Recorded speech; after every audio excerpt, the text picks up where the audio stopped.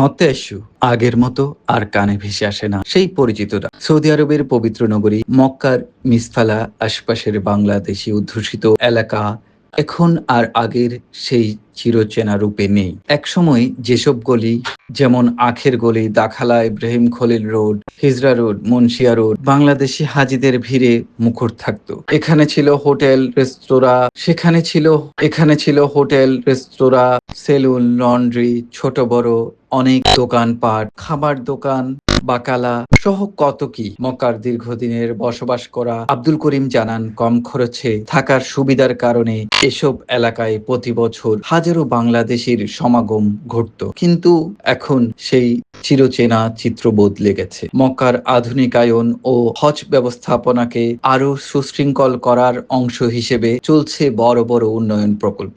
ফলে পুরনো স্থাপনা ভেঙে ফেলা হচ্ছে, একের পর এক হোটেল উচ্ছেদ করা হচ্ছে। স্থানীয়দের মতে প্রায় ৮০% হোটেল এখন বন্ধ হয়ে গেছে। যেসব হোটেলে মোটামুটি সুলভে কাছেই মক্কায় অবস্থান করত বাংলাদেশি হাজিরা, এখন এসব এলাকা শুধু ফাঁকা জমি, নির্মাণাধীন ভবন আর বেষ্টনী ঘেরা উন্নয়ন সাইট।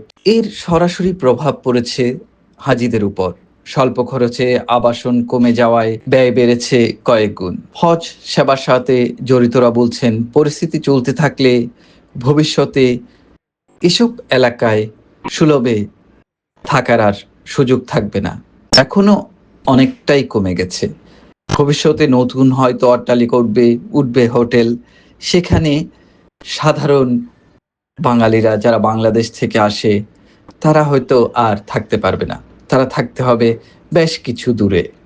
স্থানীয় ব্যবসায়ীরা বলছেন, উচ্ছেদের কারণে অনেকের জীবিকা বন্ধ হয়ে গেছে। অন্যদিকে সংশ্লিষ্টরা মনে করছেন, দীর্ঘমেয়াদে এই পরিবর্তন মক্কার জন্য ইতিবাচক হলেও স্বল্প মেয়াদে অনেকের জন্য তৈরি করেছে চাপ।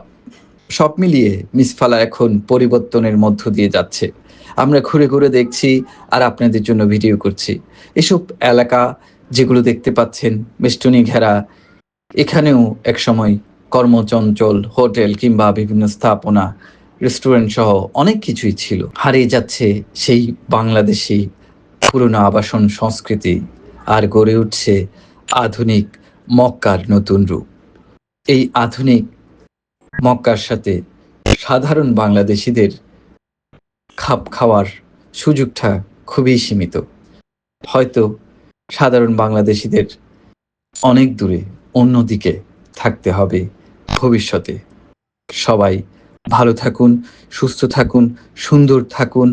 আমরা আশা করব সুন্দর হজ এই ব্যবস্থাপনার জন্য যা করা হচ্ছে তা সবার জন্য ভালো কিছু বয়ে আনবে।